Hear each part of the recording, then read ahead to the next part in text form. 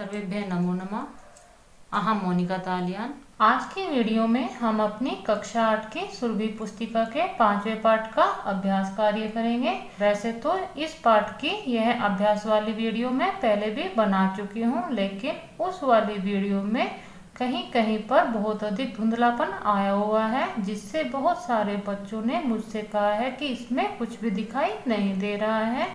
तो यह वीडियो मैं इसलिए दोबारा बना रही हूँ। इस वाले वीडियो में हम अपने अभ्यास कार्य को दोबारा देख लेंगे। पाठम पठित्वा वदंतु लिखंतु च आम अथवा नहीं। पाठ को पढ़कर बताइए और लिखिए आम अथवा नहीं। आम का अर्थ हाँ होता है, नहीं का अर्थ नहीं होता है।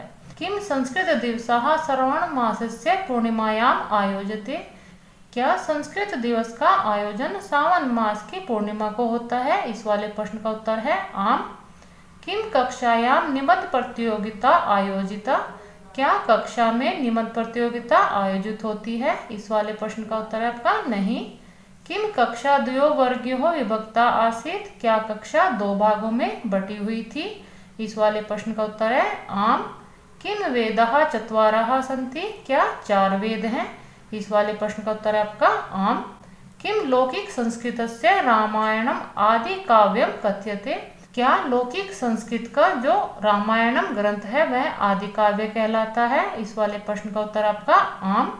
किम कादम्बरी कालिदासेन रचिता अस्ति। क्या कादम्बरी कालिदास द्वारा लिखी गई है? इस वाले प्रश्न का उत्तर आपका नहीं। प्रश्न संख्या 2 है। मंजूषायाम प्रदत्त उचित विशेषण विशेष्य पदम रिक्त स्थानानि पूरयन्तु। मंजूषा में दिए हुए उचित विशेषण विशेष्य पद को चुनकर रिक्त स्थानों को पूर्ण कीजिए। यह कार्य मैं आपका कर चुकी हूँ, आप इसको देख लीजिए। कक्षा द्वयो वर्गयो विभक्ता आसीत। कक्षा 2 वर्गों में बटी हुई थी। जो आपके विशेषण और विशेष्य पद होते हैं, इनके लिए मैंने अलग से भी एक वीडियो बनाई हुई है। उसमें भी आपको मैंने समझाया था कि विशेषण और विशेष्य को करने के लिए आपको केवल एक ही नियम याद रखना है कि जिस वचन, जिस विभक्ति या जिस लिंग का आपका विशेषण होगा, उसी लिंग, उसी वचन या उसी विभक्ति का आपका विशेष्य पद होगा। इसी प्रकार जिस लिंग, जिस वचन या जिस विभक्ति का आपका विशेष्य पद होगा, उसी लिंग, उसी वचन और उसी विभक्ति का आपका विशेषण पद होगा। केवल आपको विशेष्य विशेषण में यही ध्यान रखना है। यहाँ पर आपका द्वयो जो विशेष्य पद है उसी के अनुसार आपका विशेषण इन्होंने प्रयोग किया है। छात्रैः संस्कृत विषय एका प्रश्नोत्तरी आयोजिता। सभी छात्रों के द्वारा संस्कृत विषय में एक प्रश्नोत्तरी आयोजित की गई।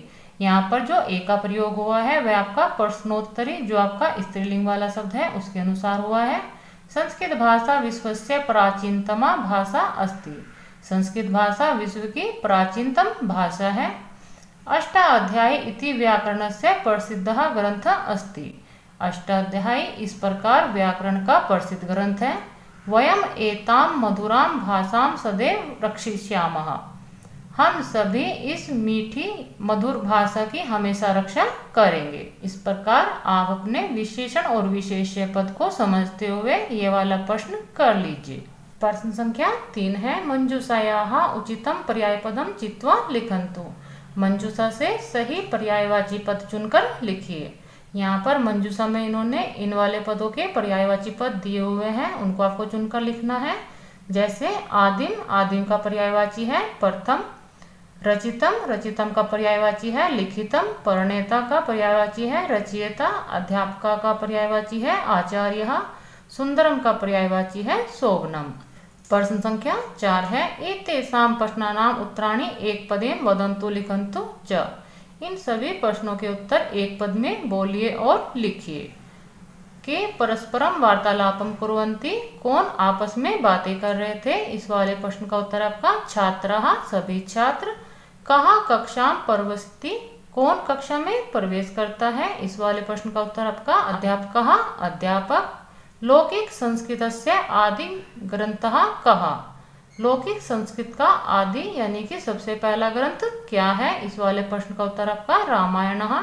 आप इसको रामायणम भी लिख सकते हैं, क्योंकि जो आपके ग्रंथ होते हैं वह नपुंसकलिंग के होते हैं, लेकिन यहाँ पर आपके प्रश्न में पुल्लिंग का कहा वाला पद प्रयोग किया है, इसलिए मैंने यहाँ पर रामायण लिखा है।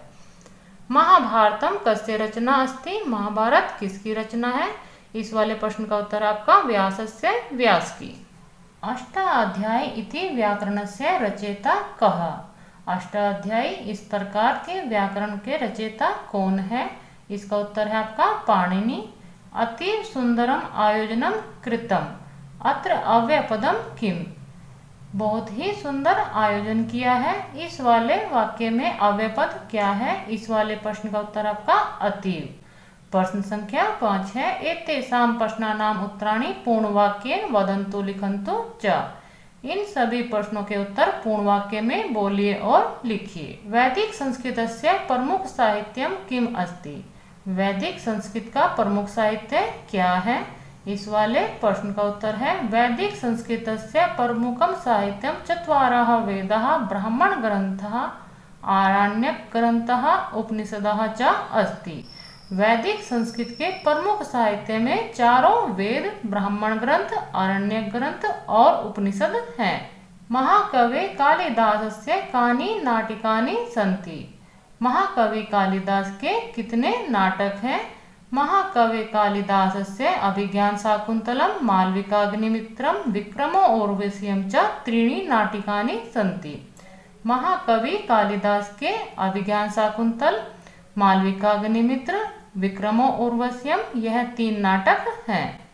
अष्टाध्यायी इति संस्कृत व्याकरणस्य रचयिता कः अस्ति। अष्टाध्यायी इस प्रकार जो संस्कृत व्याकरण है उनके रचयिता कौन है। इस वाले प्रश्न का उत्तर है अष्टाध्यायी इति संस्कृत व्याकरणस्य रचयिता पाणिनि अस्ति। अष्टाध्यायी इस प्रकार के संस्कृत व्याकरण के रचयिता पाणिनि है। सर्वे मिलित्वा किम गायन्ति। सभी मिलकर क्या गाते हैं। इस वाले प्रश्न का उत्तर है वयं पठामः संस्कृतं, वयं लिखामः संस्कृतं, सदा वदामः संस्कृतं, प्रचारयामः संस्कृतं, जयतु संस्कृतं, जयतु भारतम। यहाँ तक आपके इस वाले प्रश्न का उत्तर है। तो आप इसको भी ध्यान रखिए कि मेरी जो पेंसिल है वह आपके प्रश्न का उत्तर कहाँ तक बता रही है। मेरी पेंसिल आपके लिए संकेतिका का काम करती है। यह आपको संकेत करती है कि हम कहाँ पर पढ़ रहे हैं या पढ़ा रहे हैं। हम सब पढ़ते हैं संस्कृत, हम सब लिखते हैं संस्कृत, हम सदा बोलेंगे संस्कृत, संस्कृत का प्रचार करते हैं, संस्कृत की जय हो, भारत की जय हो। यह आपके इस वाले प्रश्न का उत्तर है। अस्माकं संस्कृते सभ्यतायाः च मूलम कुत्र निहितम। हमारी संस्कृति और सभ्यता की जड़ें किसमें निहित हैं। इस वाले प्रश्न का उत्तर है अस्माकं संस्कृते सभ्यतायाः च मूलम संस्कृत भाषायां निहितम। हमारी संस्कृति और सभ्यता की जड़ें संस्कृत भाषा में निहित है। इस प्रकार आप अपने पूर्ण वाक्यों वाले प्रश्नों का उत्तर कर सकते हैं। प्रश्न संख्या 6 है। स्थूल पदम आधृत्य प्रश्न निर्माणम कुर्वन्तु। स्थूल पदों को स्वीकार करते हुए उनके स्थान पर आप प्रश्नवाचक पदों का प्रयोग करते हुए इन वाक्यों का प्रश्न निर्माण कीजिए। यहाँ पर इन वाक्यों में जो आपके स्थूल पद आए हुए हैं उनके स्थान पर आप अपने प्रश्नवाचक वाले शब्द का प्रयोग करेंगे। शेष शब्दों को आप उसी प्रकार उसी क्रम में लिख लेंगे। यहाँ पर मैंने जिनमें परिवर्तन किया है उनके नीचे मैंने रेखा खींची हुई है। शेष शब्द आपके उसी रूप में लिखे हुए हैं। छात्राः संस्कृत दिवसस्य आयोजनं कृतवन्तः। सभी छात्र संस्कृत दिवस का आयोजन करते हैं। इस वाले वाक्य में छात्राः आपका स्थूल पद है, उसके स्थान पर आप के प्रयोग करेंगे क्योंकि छात्राः जो आपका पद है वह पुल्लिंग के प्रथम विभक्ति बहुवचन का पद है। तो आप अपने किम सर्वनाम से पुल्लिंग वाले प्रथम विभक्ति बहुवचन वाला पद लेंगे जो आपका है के। वाक्य बनेगा के संस्कृत दिवसस्य आयोजनम कृतवन्तः। प्रश्नवाचक चिन्ह लगा दीजिए। छात्रैः एका प्रश्नोत्तरी आयोजिता। सभी छात्रों के द्वारा एक प्रश्नोत्तरी आयोजित की जाती है। इस वाले वाक्य में छात्रैः आपका स्थूल पद है, वह आपका तृतीय विभक्ति बहुवचन का पद है। उसके स्थान पर आप किम सर्वनाम में पुल्लिंग वाले तृतीय विभक्ति बहुवचन वाला पद लेंगे जो आपका है कई। वाक्य बनेगा कई एका प्रश्नोत्तरी आयोजिता। प्रश्नवाचक चिन्ह इसमें भी लगा दीजिए। भवभूति ही उत्तर रामचरितम आरचयत। भवभूति ने उत्तर रामचरित की रचना की। इस वाले वाक्य में उत्तर रामचरितम आपका स्थूल पद है, उसके स्थान पर आप किम का प्रयोग करेंगे। क्योंकि उत्तर रामचरितम आपका नपुंसक लिंग में द्वितीय विभक्ति एकवचन का पद है, तो आप अपने किम सर्वनाम से नपुंसक लिंग का द्वितीय विभक्ति एकवचन वाला पद लेंगे, जो आपका है किम। वाक्य बनेगा भवभूति किम आरचयत। इसमें भी आप प्रश्नवाचक चिन्ह लगा दीजिए। कालिदासेन त्रीणि नाटकानि रचितानि। कालिदास द्वारा 3 नाटक रचे गए। इस वाले वाक्य में त्रीणि आपका स्थूल पद है, उसके स्थान पर आप कति प्रयोग करेंगे। क्योंकि त्रीणि आपका संख्यावाचक वाला पद है, जो आपके प्रश्नवाचक अव्यय वाले पद हैं, उनसे आप अपना कति शब्द लेंगे, जो आपका संख्यावाचक है। वाक्य बनेगा कालिदासेन कति नाटिकानि रचितानि। प्रश्नवाचक चिन्ह लगा दीजिए। रामायणम वाल्मीकि रचना अस्ति। रामायण वाल्मीकि की रचना है। इस वाले वाक्य में वाल्मीकि स्थूल पद है, वह आपका इकारांत पुल्लिंग में षष्ठी विभक्ति का पद है, एक वचन का। उसके स्थान पर आप कस्य पद प्रयोग करेंगे, जो आपका किम सर्वनाम का पुल्लिंग में षष्ठी विभक्ति एक वचन का पद है। वाक्य होगा रामायणम कस्य रचना अस्ति। इसमें भी आप प्रश्नवाचक चिन्ह लगा दीजिए। क्योंकि जब हम अपने वाक्यों का प्रश्न निर्माण करते हैं तो उसमें सभी में प्रश्नवाचक चिन्ह होना चाहिए, तभी आपके वाक्य सही होते हैं। मूल्यात्मक प्रश्न। मूल्यात्मक प्रश्न आपको स्वयं करने होते हैं, क्योंकि आप अपने पाठ को समझ चुके हैं और आप अपने पाठ के प्रश्न उत्तर भी कर चुके हैं। अब आप अपने पाठ से जो शिक्षा प्राप्त करते हैं वह आपके मूल्यात्मक वाले प्रश्नों में आपसे पूछी जाती है, इसलिए ये कार्य आपको स्वयं ही करना होता है। इसको मैं आपको समझा देती हूँ, जिससे आप इसको आसानी से कर सके। अस्मिन् पाठे भवन्तः संस्कृत भाषायाः अनेकेषां ग्रन्थानां नामानि आपठन् येषु वाल्मीकिना विरचितं रामायणम अपि अस्ति। इस पाठ में आप सभी संस्कृत भाषा के बहुत ग्रंथों के नाम पढ़ चुके हैं, जिनमें वाल्मीकि द्वारा रचित रामायण भी है। रामायणम इति ग्रंथे श्री रामस्य चरित्र चित्रणम अस्ति। रामायण जो इस प्रकार का ग्रंथ है, उसमें श्री राम का चरित्र चित्रण है। श्री रामः स्वगुरु आदरम करोति स्म। श्री राम अपने गुरु का आदर करते थे। सः पितु आज्ञम पालने वनम आगच्छत। वह पिता की आज्ञा के पालन के लिए वन को चले जाते हैं। इस वाले प्रश्न में आपको कहा गया है कि इस पाठ में आप संस्कृत भाषा के बहुत सारे ग्रंथों के नाम पढ़ चुके हैं, जिनमें से आपका वाल्मीकि द्वारा रचना की गई रामायण भी है। रामायण जो ग्रंथ है उसमें श्री राम का चरित्र चित्रण है। वह अपने गुरु का आदर करते थे और अपने पिता की आज्ञा का पालन करने के लिए वह वन में चले गए। अब आपको इस बात को ध्यान में रखते हुए इन 2 प्रश्नों का उत्तर देना है। भवान भवती स्वपितृभ्याम किम किम करोति।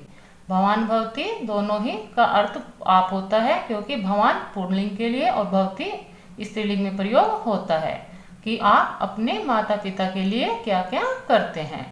रामायणम इति ग्रंथे अन्य के आदर्शः सन्ति। रामायण जो इस प्रकार का ग्रंथ है उसमें और कौन कौन आदर्श हैं। इन दोनों प्रश्नों का उत्तर आपको स्वयं ही करना है। यहाँ पर गतिविधि प्रश्न दिया है। अधा प्रदत्याम तालिकायाम संस्कृतस्य ग्रंथानां नामानि लिखितानि सन्ति। नीचे दी हुई तालिका में संस्कृत के ग्रंथों के नाम लिखे हुए हैं। तेषु चत्वारः ग्रंथाः पाठात् सन्ति, चत्वारः च अन्ये प्रसिद्धाः ग्रंथाः सन्ति। उनमें 4 प्रसिद्ध ग्रंथ पाठ में हैं और 4 अन्य प्रसिद्ध के ग्रंथों के नाम दिए हुए हैं। तेषां नामानि चित्वा लिखन्तु। उनके नाम चुनकर लिखिए। यहाँ पर आपकी बुक में इसके नीचे ही रिक्त स्थान बना हुआ है, लेकिन आप उसको वीडियो में नहीं देख पा रहे हैं। आपकी सहायता के लिए मैंने यहाँ पर ऐसे निशान बनाए हुए हैं जो आपके ग्रंथ हैं उनके लिए। यदि आपको इनसे भिन्न भी कोई ग्रंथ दिखाई दे रहा है तो आप उस पर भी ऐसे ही निशान बनाकर उसका नाम अपने नीचे बने हुए रिक्त स्थानों में लिख सकते हैं। इस प्रकार यह पाठ का बुक वर्क आपका समाप्त होता है। मिलते हैं किसी अन्य वीडियो के साथ। सर्वेभ्यः नमो नमः।